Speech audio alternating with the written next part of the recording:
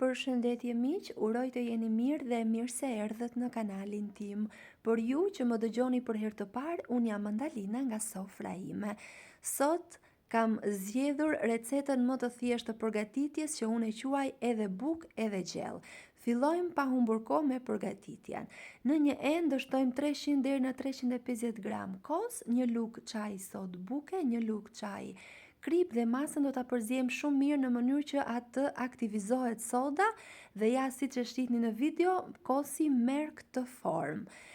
Do vazhdojmë me përzierjen edhe për pak, kjo është shumë e rëndësishme pasi nuk vjen as pak erë kulaçi pas pjekjes.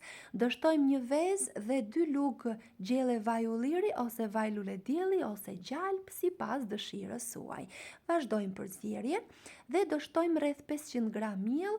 Nëse nuk jeni të sigurt se sa përthithës është mielli që përdori në kuzhinën tuaj, mund ta shtoni atë pak e nga pak duke e përzier masën. Unë kulaçin e përgatis gjithmonë me brumë të butë, pra jo të fortë si brumë buke, pasi ashtu më duket sikur bëhet më i butë. Kam shtuar 200 gram djath të bardhë, mund të përdorni djathin tuaj të preferuar ose çfarëdo lloj djathi që gjendet në shtëpi. Lyem tavën me vaj dhe e vendosim masën në të duke e hapur shumë mirë.